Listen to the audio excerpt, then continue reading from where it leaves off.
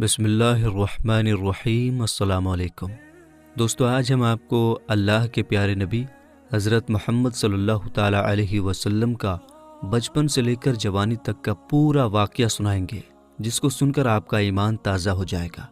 اس لیے آپ سے ریکویسٹ ہے کہ ویڈیو آخر تک ضرور دیکھیے گا۔ دوستو، پہلے عرب کے قبیلوں کا جاہلانہ رواج تھا۔ ہر قبیلے کا اپنا اپنا مذہب تھا اور ان سب کے دیوی دیوتا بھی الگ الگ تھے۔ کوئی مورتی کی پوجا کرتا تھا تو کوئی آگ کی۔ یہودیوں اور عیسائیوں کے بھی قبیلے تھے اور وہ بھی مذہب کے بگاڑ کے شکار تھے۔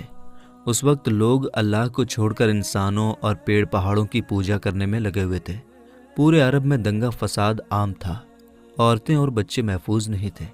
لوگوں کی جان اور مال کی حفاظت کی کوئی گارنٹی نہیں تھی۔ اس اندھیرے دور سے دنیا کو باہر نکالنے کے لیے اللہ نے حضرت محمد صلی اللہ تعالیٰ علیہ وسلم کو اپنا پیغمبر بنا کر اس دنیا میں بھیجا۔ دوستو، حضور صلی اللہ تعالیٰ علیہ وسلم 12 ربیع الاول 571 عیسوی میں پیر کے دن اور صبح صادق یعنی فجر کے وقت مکہ میں پیدا ہوئے۔ آپ کے پیدا ہوتے ہی آپ کے دادا عبد المطلب آپ کو گود میں اٹھا کر کعبہ شریف میں لے گئے، آپ کے لیے دعائیں کی اور آپ کا نام رکھا محمد۔ پوتے کی پیدائش کی خوشی میں آپ کے دادا نے 7ویں دن اپنے قبیلے کے لوگوں کی دعوت کی۔ لوگوں نے آ کر آپ کے دادا سے پوچھا کہ آپ نے ان کا نام محمد کیوں رکھا ہے؟ تو آپ کے دادا نے جواب دیا کہ میں چاہتا ہوں کہ میرے پوتے پر اسلام کا اثر پڑے، اور آپ کی والدہ سیدہ آمنہ نے آپ کا نام احمد رکھا۔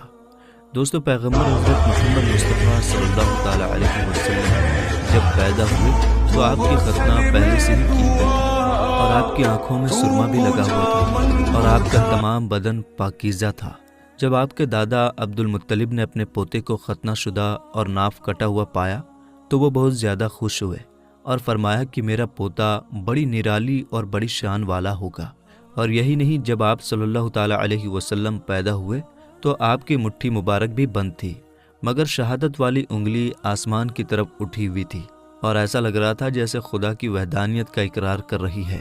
دوستو، جب حضرت محمد صلی اللہ تعالیٰ علیہ وسلم پیدا ہوئے تو اس وقت عرب میں یہ رواج ہوا کرتا تھا کہ شہر کے بڑے لوگ اپنے بچوں کو دودھ پلوانے کے لیے اور پلنے بڑھنے کے لیے دیہاتوں میں بھیج دیا کرتے تھے، تاکہ گاؤں دیہات کی کھلی ہوا میں رہ کر ان کا بچہ خوب صحت مند بنے۔ کیونکہ دوستو، اس زمانے میں گاؤں دیہات کا موسم شہروں کے مقابلے زیادہ صاف ستھرا اور زیادہ اچھا ہوا کرتا تھا۔ اسی وجہ سے گاؤں دیہات میں پلے بچے زیادہ صحت مند اور موٹے تازے ہوا کرتے تھے۔ دوستو، اسی رواج کے مطابق پیغمبر حضرت محمد صلی اللہ تعالیٰ علیہ وسلم کو بھی مکہ سے دور طائف کے قریب ایک علاقہ ہے جہاں بنی سعد قبیلہ رہتا ہے، وہاں لے جایا گیا اور ایک دائی کو سونپ دیا گیا جس کا نام دائی حلیمہ تھا، اور وہ بنی سعد قبیلے سے تھی، اس لیے ان کو حلیمہ سعدیہ بھی کہا جاتا ہے۔ دوستو، دائی حلیمہ بہت غریب گھرانے سے تھی، اس لیے انہوں نے آپ صلی اللہ تعالیٰ علیہ وسلم کی پرورش کا ذمہ لیا، یہ سوچ کر کہ 2 سال ان کی پرورش کروں گی تو اس کے بدلے میں مجھے کچھ مال مل جائے گا تاکہ اس سے ان کی زندگی کا گزر بسر اچھی طرح سے ہو سکے۔ دوستو، جیسے ہی حضرت آمنہ نے اپنے پیارے بیٹے حضرت محمد صلی اللہ تعالیٰ علیہ وسلم کو دائی حلیمہ کے حوالے کیا، اور جو ہی دائی حلیمہ نے آپ صلی اللہ تعالیٰ علیہ وسلم کو اپنی گود میں اٹھایا تو اسی وقت سے دائی حلیمہ کی زندگی میں رحمت اور برکت ہونی شروع ہو گئی۔ دوستو، اس وقت عربوں میں یہ رواج تھا کہ بچے کی پرورش کا ذمہ 2 سال کا ہوا کرتا تھا، اور ہر 6 مہینے کے بعد بچے کو اس کے گھر والوں سے ملانا ہوتا تھا۔ اسی رواج کے مطابق دائی حلیمہ بھی 6 مہینے کے بعد پیغمبر حضرت محمد صلی اللہ تعالیٰ علیہ وسلم کو ان کی ماں سے ملانے کے لیے مکہ پہنچی۔ ان کے ساتھ ان کا شوہر حارث اور ان کا ایک چھوٹا بچہ بھی تھا جو ان کی گود میں تھا۔ وہ بچہ بھوک سے رو رہا تھا کیونکہ حلیمہ بہت کمزور تھی اور کھانے پینے کی کمی بھی تھی، اس وجہ سے دائی حلیمہ دودھ نہیں پلا پا رہی تھی۔ لیکن جیسے ہی انہوں نے اللہ کے پیغمبر حضرت محمد صلی اللہ تعالیٰ علیہ وسلم کو اپنی گود میں اٹھایا اور ان کو دودھ پلانا شروع کیا تو پیغمبر حضرت محمد صلی اللہ تعالیٰ علیہ وسلم نے خوب سیر ہو کر دودھ پیا، اور آپ صلی اللہ تعالیٰ علیہ وسلم کے دودھ پی لینے کے بعد دائی حلیمہ نے اپنے معصوم بچے کو بھی خوب دودھ پلایا۔ یہ دیکھ کر حلیمہ پریشان ہو گئیں کہ یہ کیا معاملہ ہوا۔ وہ جب مکہ آ رہی تھیں تو ان کے پاس دودھ نہیں تھا، مگر جب سے یہ بچہ ان کی گود میں آیا ہے تب سے اللہ کی طرف سے خاص رحمتوں کا آنا شروع ہو گیا ہے۔ دوستو، اس کے بعد دائی حلیمہ اپنے شوہر حارث اور اپنے بچے اور پیغمبر حضرت محمد صلی اللہ تعالیٰ علیہ وسلم کے ساتھ ایک دبلی پتلی سی اونٹنی پر سوار ہو گئیں۔ وہ اونٹنی جب بنی سعد کے قبیلے سے نکل کر مکہ کی طرف آئی تھی تو وہ بہت سستی سے چلتی ہوئی مکہ پہنچی تھی، لیکن اب معاملہ یہ ہوا کہ دائی حلیمہ کی اونٹنی سب سے آگے چل رہی تھی۔ دائی حلیمہ کی سہیلیوں نے اپنی آنکھوں سے دیکھا کہ دائی حلیمہ کی یہ وہی اونٹنی تھی جو مکہ میں بڑی سستی سے آئی تھی۔ اب اس اونٹنی کو آخر کیا ہو گیا کہ وہ اب بڑی رفتار سے چل رہی تھی۔ دوستو، یہ نظارہ دیکھ کر دائی حلیمہ کی سہیلیاں کہنے لگیں، حلیمہ ہم پر رحم کرو، دھیرے چلو، کیا یہ وہی اونٹنی ہے جس پر تم مکہ آئی تھی؟ تو یہ سن کر دائی حلیمہ کہنے لگیں کہ جب سے یہ بچہ میری گود میں آیا ہے تب سے معلوم نہیں عجیب عجیب سے واقعے میرے ساتھ ہونے لگے ہیں۔ دوستو، اس کے بعد دائی حلیمہ کی زندگی میں رحمتوں اور برکتوں کا سلسلہ چلتا رہا، اور ایسے کرتے کرتے 2 سال پورے ہونے کو آ گئے، یعنی کہ بچے کی پرورش کا ذمہ پورا ہونے کو آ گیا۔ جو ایگریمنٹ ہوا تھا وہ پورا ہو رہا تھا۔ خیر اور برکتوں کا سلسلہ دائی حلیمہ نے ان 2 سالوں میں اپنی زندگی میں خوب دیکھا۔ اس وجہ سے ان کا دل نہیں چاہ رہا تھا کہ وہ اس نورانی بچے کو واپس اس کے گھر والوں کو سونپ دے، مگر دستور کے مطابق 2 سال کے بعد اس کو واپس سونپنا ہی تھا۔ اس لیے 2 سال کے بعد دائی حلیمہ پیغمبر حضرت محمد صلی اللہ تعالیٰ علیہ وسلم کو اپنے ساتھ لے کر مکہ کی طرف نکل پڑی۔ جب وہ مکہ میں پہنچی تو حضرت آمنہ سے کہنے لگی کہ آپ کا بچہ بڑا ہی برکتوں اور رحمتوں والا بچہ ہے۔ جب سے یہ بچہ میری گود میں آیا ہے تب سے میری تو زندگی ہی بدل گئی ہے۔ میری زندگی میں برکتوں رحمتوں کا دور شروع ہو گیا ہے۔ اس لیے میری آپ سے گزارش ہے کہ آپ تھوڑے دن اس بچے کو میرے پاس رہنے دیں، میں تھوڑے دن اس کی پرورش کرنا چاہتی ہوں۔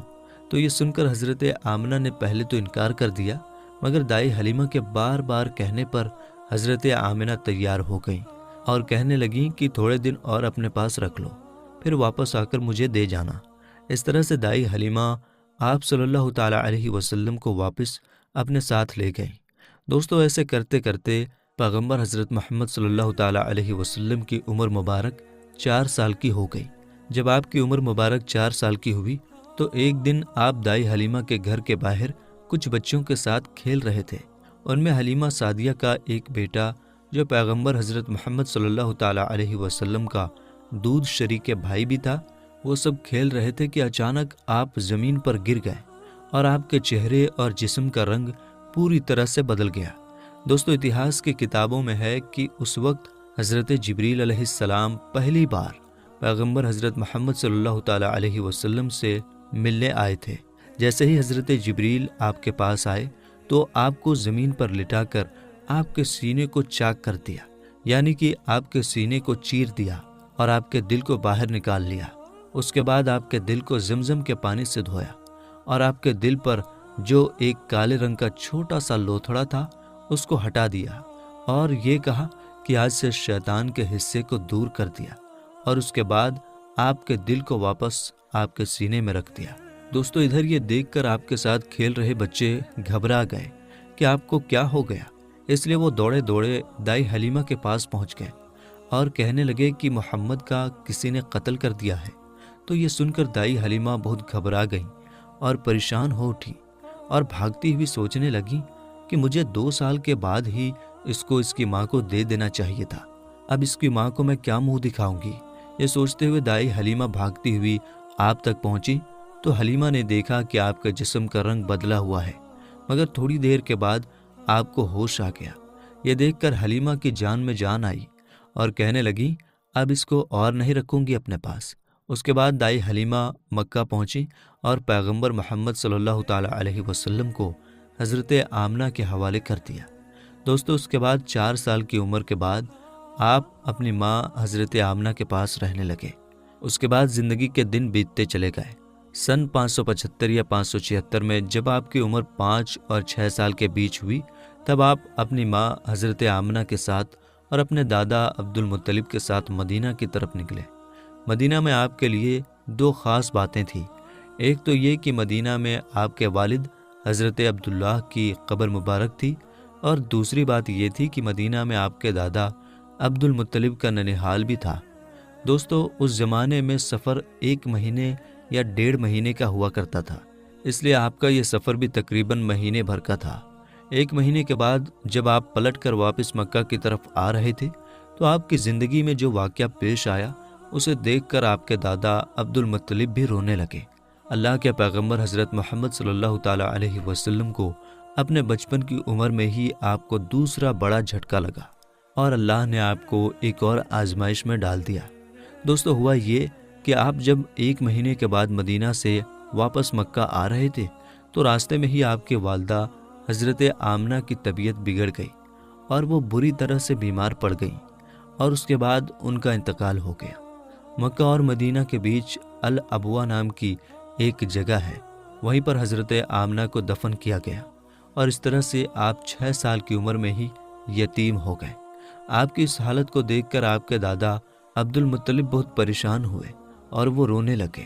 ایک تو یہ کہ آپ کی پیدائش کے کچھ دن پہلے آپ کے والد حضرت عبداللہ کا انتقال ہو گیا تھا، اور اب دوسرا جھٹکا یہ لگا کہ آپ کی عمر ابھی 6 سال کی بھی نہیں ہوئی تھی کہ آپ کی والدہ کا بھی انتقال ہو گیا۔ یہ دیکھ کر آپ کے دادا عبد المطلب کو بہت دکھ ہوا، مگر وہ بھی کیا کرتے، ایک دن تو سب کو مرنا ہے۔ اس کے بعد آپ کے دادا عبد المطلب نے آپ کو اپنی گود میں اٹھایا اور مکہ کی اور چل پڑے، اس فکر کے ساتھ، اس سوچ کے ساتھ کہ آخر اس معصوم سے بچے کے ساتھ ایسا کیوں ہو رہا ہے۔ دوستو، آپ ذرا سوچ کر دیکھیے کہ ان بچوں پر کیا بیتتی ہوگی جو بچپن میں ہی یتیم ہو جاتے ہیں، جن کے والد اور والدہ کا انتقال بچپن میں ہی ہو جاتا ہے۔ اس کے بعد ایسے بچوں کو لوگ دھتکار بھری نظروں سے دیکھتے ہیں، پھر ایسے بچوں کے ساتھ اچھا برتاؤ بھی نہیں کیا جاتا۔ مگر آپ کے ساتھ اللہ کی مدد تھی، جیسا کہ اللہ نے خود قرآن پاک میں ارشاد فرمایا ہے کہ آپ کے یتیم ہونے پر اللہ کی مدد آپ کے ساتھ تھی۔ اسی وجہ سے آپ کے ساتھ اچھا معاملہ پیش آیا اور اللہ نے آپ کو سہارا دیا۔ دوستو، اس کے بعد آپ کے دادا عبد المطلب آپ کو غم کے ساتھ لے کر مکہ میں پہنچے۔ آپ کے گھر کے اندر غم کا ماحول تھا۔ ابو طالب جو آپ کے چچا تھے وہ آپ کو اس حالت میں دیکھ کر رونے لگے۔ ابو طالب آپ کو بہت چاہتے تھے، اور عبد المطلب بھی اپنے بیٹوں سے زیادہ اور اپنے پوتوں سے زیادہ پیغمبر حضرت محمد صلی اللہ تعالیٰ علیہ وسلم کو چاہتے تھے۔ دوستو، ہم آپ کو بتا دیں کہ عبد المطلب وہ شخص تھے جو قریش کے بہت بڑے سردار تھے۔ ان کی لوگ سب سے زیادہ عزت کیا کرتے تھے۔ کعبہ کی چھاؤں میں ان کے لیے ایک خاص فرش بچھایا جاتا تھا جس پر صرف وہی اکیلے بیٹھتے تھے، کسی دوسرے کو اس پر بیٹھنے کی اجازت نہیں ہوتی تھی۔ اللہ کے پیغمبر حضرت محمد صلی اللہ تعالیٰ علیہ وسلم ابھی چھوٹے تھے، کھیلتے کھیلتے وہاں پر آ جایا کرتے تھے اور آ کر اس پر بیٹھ جایا کرتے تھے، اور حضرت عبد المطلب کے ساتھی آگے آتے تاکہ ان کو اٹھا کر وہاں سے الگ بٹھا دیا جائے، لیکن عبد المطلب ان کو روکتے تھے اور کہتے تھے کہ یہ میرا پوتا ہے اور اسے بیٹھنے دو۔ پھر آپ کے دادا آپ کے سر پر اور آپ کی پیٹھ پر ہاتھ پھیرتے اور آپ کو اپنے پاس بٹھا لیتے تھے۔ دوستو، کہنے کا مطلب یہ ہے کہ آپ کے دادا عبد المطلب کے دل میں آپ کے لیے محبت کوٹ کوٹ کر بھری ہوئی تھی۔ آپ کی وہ ہر خواہش کا خیال رکھتے تھے، آپ کی ہر ضرورت کو وہ پورا کیا کرتے تھے، آپ کو کسی بھی طرح کی کوئی تکلیف نہیں ہونے دیتے تھے۔ وہ ہمیشہ آپ کو اپنے ساتھ رکھتے، اپنے ساتھ میں گھماتے پھراتے اور ہمیشہ آپ کو خوش رکھتے۔ دوستو، ایسا کرتے کرتے دن بیتتے چلے گئے۔ اب آپ کی عمر مبارک 8 سال کی ہو گئی، مگر سوچیے اللہ کے نبی نے کیسی کیسی آزمائشوں سے گزر کر اپنے زندگی کا سفر پورا کیا۔ اب آپ کی عمر مبارک 8 سال 2 مہینے 10 دن کی ہوئی تو ایک دن اچانک آپ کے دادا عبد المطلب کا بھی انتقال ہو گیا۔ مرتے وقت آپ کے دادا نے آپ کی پرورش کا ذمہ ابو طالب کو سونپ دیا۔ ابو طالب آپ کے سگے چچا تھے۔ دوستو، ذرا سوچئے اس بچے پر کیا گزرتی ہوگی جس کے بچپن میں نہ تو ماں کا ساتھ ہوتا ہے اور نہ ہی باپ کا ساتھ، ایک دادا کا سہارا ہوتا ہے، وہ بھی چلا جاتا ہے۔ اس کے بعد آپ کی پرورش کا ذمہ آپ کے چچا ابو طالب اٹھاتے ہیں۔ دوستو، اس کے بعد ابو طالب نے آپ کو سہارا دیا، آپ کی ہر طرح سے حفاظت کی، آپ کی دشمنوں سے، تلوار سے، ہر طرح سے آپ کو محفوظ رکھا اور آخری سانس تک آپ کی مدد کرتے رہے۔ حالانکہ ابو طالب پیسے والے نہیں تھے، پھر بھی آپ کو کسی بھی بات کی کمی محسوس نہیں ہونے دی۔ آپ جس بھی چیز کی خواہش کرتے تھے آپ وہ پوری کر دیتے تھے۔ میرے دوستو، اس کے بعد دن بیتتے چلے گئے۔ ابو طالب جب بھی کسی سفر پر جاتے تو آپ حضرت محمد صلی اللہ تعالیٰ علیہ وسلم کو اپنے ساتھ لے کر جاتے، کیونکہ اس زمانے میں سفر بہت لمبا ہوا کرتا تھا، 1-1.5 مہینے کا سفر ہوتا تھا، اور ابو طالب نہیں چاہتے تھے کہ یہ معصوم سا بچہ جس کے نہ والد نہ والدہ کا سہارا ہے، نہ کوئی دادا کا سہارا ہے، اس کو کسی اور کے بھروسے چھوڑ کر جاؤں اور اس کو تکلیف ہو۔ دوستو، ایک بار ابو طالب اپنے قافلے کے ساتھ ملک شام کی طرف تجارت کے لیے روانہ ہوئے۔ یاد رکھیں، پہلے عرب میں جو لوگ تھے، خاص کر کے قریش کے لوگوں کا امپورٹ ایکسپورٹ کا بزنس تھا، یعنی کہ وہ ایک جگہ سے سامان خریدتے تھے اور دوسرے جگہ پر لے جا کر اس کو بیچ دیتے تھے۔ اس طرح سے وہ لوگ سامان خریدتے اور بیچتے تھے۔ اسی کام کے سلسلے میں ابو طالب اپنے قافلے کے ساتھ ملک شام کی طرف نکلے۔ ساتھ میں آپ نے حضرت محمد صلی اللہ تعالیٰ علیہ وسلم کو بھی لے لیا اور آپ کو ایک اونٹنی پر سوار کر دیا۔ ابو طالب کا جب یہ قافلہ ملک شام کے بارڈر پر پہنچا تو رات ہو چکی تھی، اس لیے انہوں نے وہیں پر اپنا پڑاؤ ڈالا تاکہ وہ وہیں پر رات گزار سکیں اور اپنی تھکان دور کر سکیں۔ دوستو، ہم آپ کو بتا دیں کہ اس زمانے میں راہب ہوا کرتے تھے جو ایک جگہ سے دوسری جگہ پیدل جایا کرتے تھے۔ اس زمانے میں ایک عیسائی راہب تھا، یعنی کہ کرسچن راہب تھا، جو لوگوں کی رہنمائی کرتا تھا۔ وہ کبھی اپنے گھر سے باہر نہیں نکلتا تھا، یعنی کہ وہ ہمیشہ اپنے گھر کے اندر ہی رہتا تھا۔ جب اس کو معلوم چلا کہ ان کے سامنے کسی نے پڑاؤ ڈالا ہے تو وہ دوڑتا ہوا ان کے پاس آیا اور پیغمبر حضرت محمد صلی اللہ تعالیٰ علیہ وسلم کو لے لیا اور ابو طالب سے کہنے لگا کہ یہ بچہ ساری دنیا کا سردار بن کر آیا ہے۔ اس کی یہ بات سن کر ابو طالب حیران ہوئے اور پوچھنے لگے کہ تمہیں کیسے پتا؟ تم کو کس نے بتایا ہے کہ یہ بچہ ساری دنیا کا سردار بن کر آیا ہے؟ تو اس راہب نے کہا کہ جب تم اس گھاٹی سے ادھر اس گھاٹی میں آ چکے تھے تو اس گھاٹی میں ایسا کوئی بھی درخت اور پتھر نہیں تھا جو اس بچے کو دیکھ کر نہ جھکا ہو، اور پتھر اور درخت صرف انہی لوگوں کے آگے جھکتا ہے جس کو اللہ اپنا پیغمبر بنا کر بھیجتا ہے۔ اس کے بعد وہ کہنے لگا، تم اس بچے کو ملک کے ساتھ ساتھ لے کر مت جانا، کیونکہ آگے یہودیوں سے ان کو خطرہ ہے، کہیں وہ اس کا قتل نہ کر دیں، اور میں اس بچے کو اچھی طرح سے پہچانتا ہوں کیونکہ تورات اور انجیل میں ان کے رسول ہونے کا ذکر آیا ہے، اور میں اس بچے کو اچھی طرح سے پہچانتا ہوں۔ ان کی پیٹھ کے نیچے ایک سیب کی طرح جو نبوت کی مہر لگی ہے، اس مہر سے بھی میں ان کو پہچانتا ہوں، لہٰذا تم انہیں ملک شام لے کر مت جانا۔ دوستو، اب ابو طالب کو اس راہب کی باتوں پر یقین آ چکا تھا کہ وہ جو کہہ رہا ہے بالکل سچ کہہ رہا ہے۔ اس کے بعد ابو طالب نے کسی شخص کے ذریعے سے پیغمبر محمد صلی اللہ تعالیٰ علیہ وسلم کو واپس مکہ میں پہنچا دیا، کیونکہ ابو طالب کو اب یہ معلوم ہو چکا تھا کہ یہ جو بچہ ہے یہ کوئی معمولی بچہ نہیں ہے، یہ بچہ خاص مرتبے والا بچہ ہے۔ اس کے بعد ابو طالب آپ کی پرورش اور آپ کی حفاظت کے معاملے میں اور زیادہ چوکنا ہو گئے اور آپ کی ہر طرح سے حفاظت کرنے لگے۔ اس کے بعد جب آپ جوان ہو گئے تو آپ صلی اللہ تعالیٰ علیہ وسلم کی سچائی اور ایمانداری کو دیکھ کر ایک بار حضرت خدیجہ رضی اللہ تعالیٰ عنہا نے آپ کو اپنا مال دے کر شام میں تجارت کے لیے بھیجا اور ساتھ میں اپنے ایک غلام کو بھی لگا دیا۔ اللہ کے فضل و کرم سے تجارت میں بہت فائدہ ہوا۔ حضرت خدیجہ کے غلام جن کا نام مسیرہ تھا، انہوں نے بھی آپ کی ایمانداری اور اچھے اخلاق کی خوب تعریف کی۔ یہ دیکھ کر حضرت خدیجہ آپ کی طرف مائل ہوئے، یعنی کہ حضرت خدیجہ آپ صلی اللہ تعالیٰ علیہ وسلم سے بہت پربھاوت ہوئیں، اور اس کے بعد آپ نے خود ہی پیغمبر محمد صلی اللہ تعالیٰ علیہ وسلم کو نکاح کرنے کا پیغام بھیجا۔ دوستو، ہم آپ کو بتا دیں کہ حضرت خدیجہ رضی اللہ تعالیٰ عنہا عرب میں ایک کامیاب بزنس وومن تھی، اور اپنے ویاپار سے ہوئی کمائی کو حضرت خدیجہ غریب، اناتھ، ودوا اور بیماروں میں بانٹا کرتی تھی۔ انہوں نے ان گنت غریب لڑکیوں کی شادی کا خرچہ بھی اٹھایا تھا، اور اس طرح ایک بے حد نیک اور سب کی مدد کرنے والی عورت کے روپ میں اسلام میں ہی نہیں بلکہ پوری دنیا کے اتہاس میں ان کا بڑا یوگدان رہا ہے۔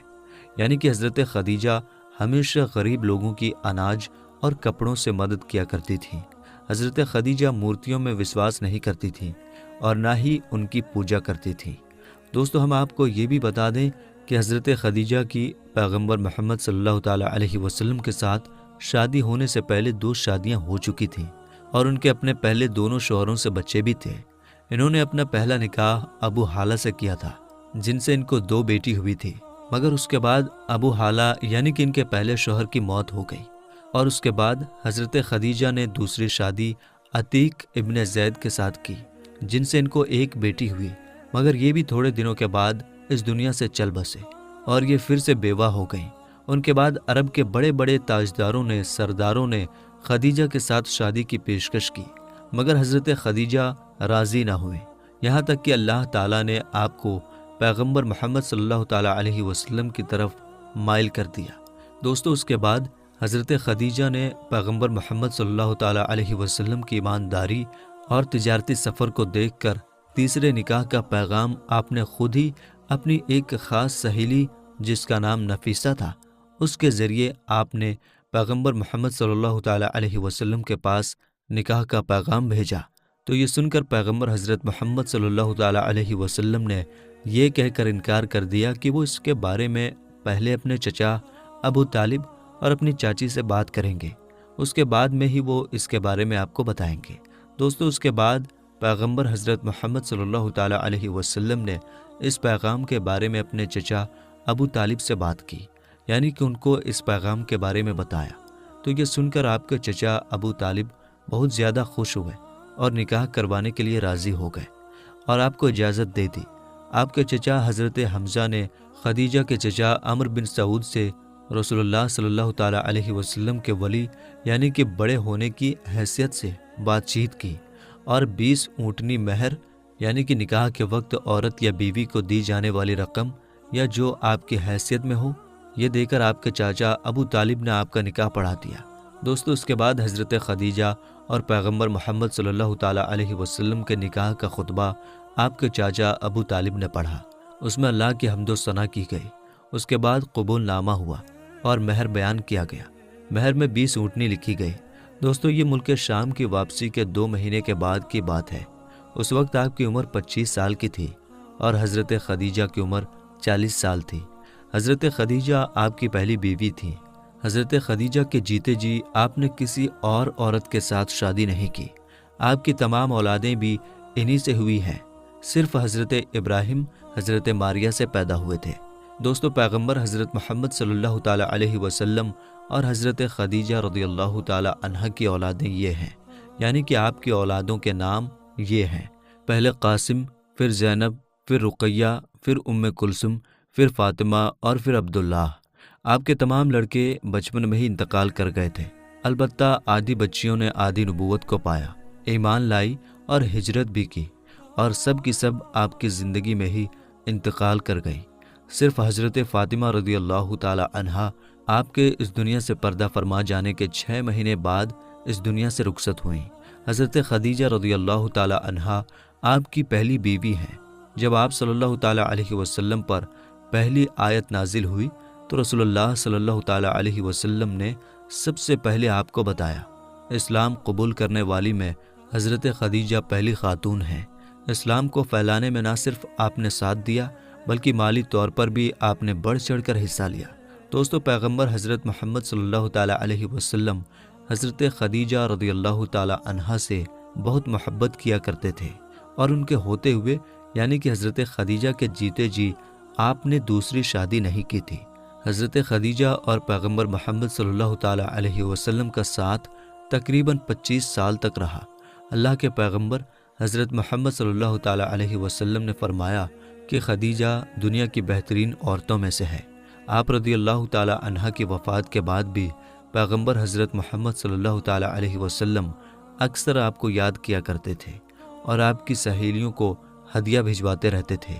دوستو، پیغمبر حضرت محمد صلی اللہ تعالیٰ علیہ وسلم کی تمام اولادیں یعنی کہ آپ کے 6 بچے حضرت خدیجہ سے ہی ہیں، سوائے حضرت ابراہیم رضی اللہ تعالیٰ عنہ کے۔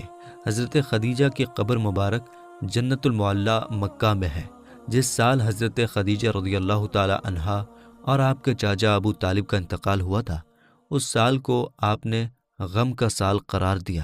میرے دوستو، اعلان نبوت سے پہلے اللہ کے پیغمبر حضرت محمد صلی اللہ تعالیٰ علیہ وسلم کچھ کھانے پینے کا سامان اپنے ساتھ لے کر غار حرا کی پہاڑی پر چلے جایا کرتے تھے اور وہاں جا کر اللہ کی عبادت کرتے تھے، یعنی کہ اللہ کی عبادت میں مشغول رہتے تھے۔ یہ سلسلہ کافی دنوں تک ایسے ہی چلتا رہا۔ یعنی کہ کافی دنوں تک آپ اسی طرح سے غار ہرا کی پہاڑی پر جا کر اللہ کی عبادت کرتے رہے۔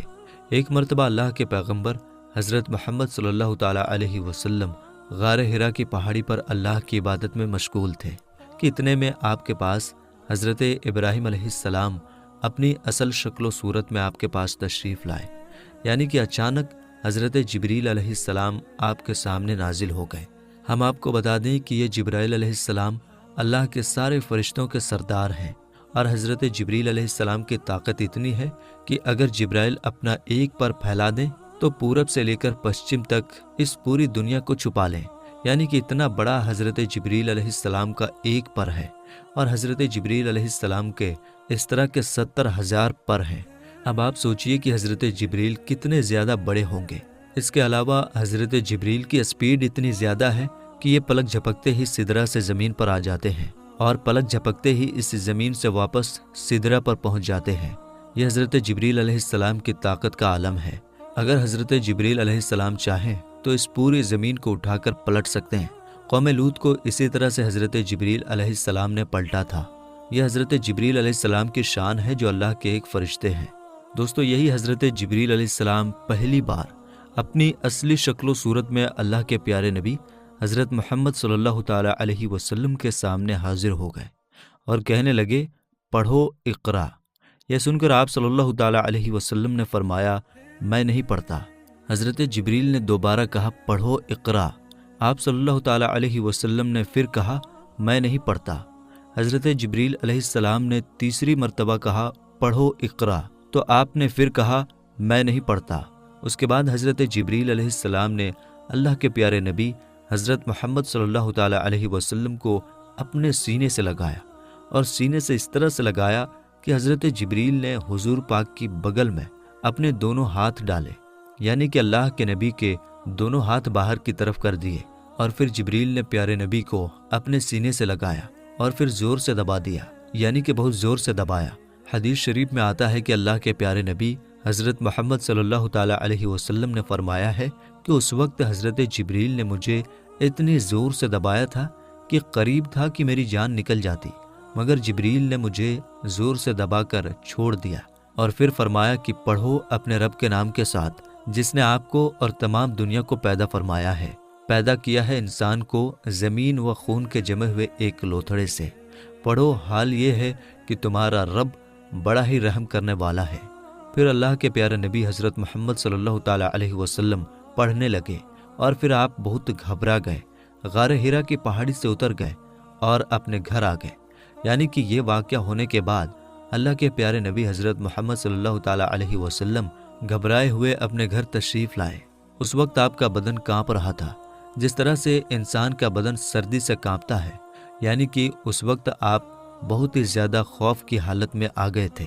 آپ صلی اللہ تعالیٰ علیہ وسلم بہت ہی زیادہ گھبرائے ہوئے اپنے گھر آئے، اور آپ نے اپنی بیوی حضرت خدیجہ رضی اللہ تعالیٰ عنہا سے فرمانے لگے، چادر لاؤ اور مجھ کو چادر اوڑھا دو۔ حضرت خدیجہ چادر لے کر آئیں، اور پھر آپ وہ چادر اوڑھ کر سو گئے۔ اس کے کچھ دیر بعد آپ صلی اللہ تعالیٰ علیہ وسلم کے اوپر سے خوف کے اثرات کم ہوئے، تو آپ نے اپنی بیوی حضرت خدیجہ رضی اللہ تعالیٰ عنہا کو یہ سارا واقعہ بیان کیا، یعنی کہ غار ہرا کی پہاڑی پر جو بھی آپ کے ساتھ میں ہوا تھا وہ سارا واقعہ آپ نے حضرت خدیجہ کے سامنے بیان کر دیا۔ یہ واقعہ سن کر حضرت خدیجہ نے فرمایا کہ آپ کے اوپر یہ کوئی شیطانی کام نہیں ہو سکتا ہے، کیونکہ آپ نے تو ہمیشہ غریبوں کی مدد کی ہے، آپ نے تو ہمیشہ بیواؤں کو سہارا دیا ہے، آپ تو ہمیشہ یتیموں کے سہارے بنے ہو، آپ نے ہمیشہ بے سہارا لوگوں کی مدد کی ہے، اس لیے آپ کے ساتھ میں اللہ تعالیٰ کبھی کچھ غلط نہیں ہونے دے سکتا، آپ کو اللہ کبھی اس طرح سے ضائع نہیں کرے گا۔ دوستو، اس کے بعد میں حضرت خدیجہ اللہ کے پیارے نبی حضرت محمد صلی اللہ تعالیٰ علیہ وسلم کو ساتھ میں لے کر اپنے چچا زاد بھائی حضرت براق ابن نوفل کے پاس پہنچے، جو کہ اس وقت یہودیوں کے ایک بہت بڑے عالم ہوا کرتے تھے۔ یہ اصل میں پہلے مشرک تھے، یعنی کہ بت پرست تھے، لیکن یہ بہت ہی زیادہ تعلیم یافتہ تھے، اس لیے بعد میں انہوں نے عیسائی دھرم کو قبول کر لیا تھا، اور پھر انہوں نے تورات اور انجیل کو حفظ بھی کر لیا تھا، یعنی کہ یہ اس وقت تورات کے ایک بہت ہی بڑے عالم تھے۔ اس لیے حضرت خدیجہ اللہ کے پیارے نبی حضرت محمد صلی اللہ تعالیٰ علیہ وسلم کو ساتھ میں لے کر اپنے چچا زاد بھائی کے پاس پہنچی اور جا کر سارا واقعہ بیان کر دیا۔ حضرت براق ابن نوفل کے اس وقت اپنے بڑھاپے کی وجہ سے بینائی چلی گئی تھی، یعنی کہ اس وقت وہ دیکھ نہیں پا رہے تھے۔ جب انہوں نے اللہ کے نبی حضرت محمد صلی اللہ تعالیٰ علیہ وسلم کی حالت سنی تو پوچھنے لگے کہ آپ کو کیا ہوا؟ تو آپ صلی اللہ تعالیٰ علیہ وسلم نے فرمایا کہ میں غار ہرا کی پہاڑی پر اللہ کی عبادت میں مشغول تھا۔ اتنے میں میرے پاس اس طرح سے ایک بہت بڑا شخص اچانک میرے سامنے آ گیا اور پھر کہنے لگا کہ پڑھو۔ جب میں نے نہیں پڑھا تو اس نے پھر اپنے سینے سے لگا کر مجھ کو بہت ہی زور سے دبایا، پھر میں نے پڑھنا شروع کر دیا۔ اب دوستو، جیسا کہ ہم نے آپ کو پہلے بتایا کہ حضرت براق ابن نوفل اس وقت کی تورات اور انجیل کے ایک بہت بڑے عالم تھے، اس لیے وہ اللہ کے آخری نبی کے آنے کی تمام نشانیوں کے بارے میں اچھی طرح سے جانتے تھے۔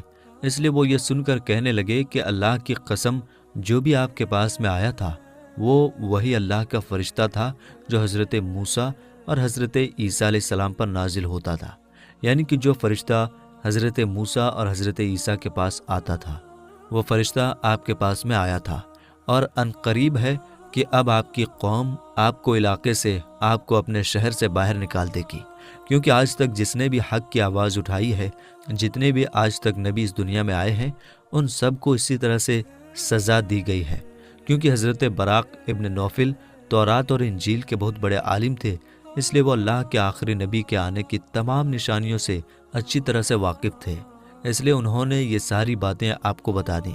اور انہوں نے اس سے پہلے حضرت خدیجہ سے بھی یہ سن چکے تھے کہ وہ پیغمبر حضرت محمد صلی اللہ تعالیٰ علیہ وسلم سے نکاح بھی اس لیے کیا تھا کہ آپ سچے ہیں، آپ امانت دار ہیں۔ یہ ساری باتیں بتا کر پھر حضرت براق ابن نوفل فرمانے لگے، اگر میں اس وقت تک زندہ رہا تو میں تمہاری ضرور مدد کروں گا۔ اس کے بعد یہ سن کر وہیں پر حضرت خدیجہ نے آپ کا پہلا کلمہ پڑھ لیا، یعنی کہ حضرت خدیجہ پہلی خاتون تھیں جو آپ پر ایمان لے آئیں، اور دوسرے حضرت براق ابن نوفل تھے جس نے آپ صلی اللہ تعالیٰ علیہ وسلم کی تصدیق کی، یعنی آپ کے بارے میں بتایا، یعنی کہ دوسرا کلمہ انہوں نے پڑھا۔ تو میرے دوستو، آگے کا واقعہ انشاءاللہ ہم اپلوڈ کریں گے، اس لیے چینل کو ضرور سبسکرائب کر لیجیے گا۔ ملیں گے انشاءاللہ تعالیٰ اگلی ویڈیو میں۔ السلام علیکم، اللہ حافظ۔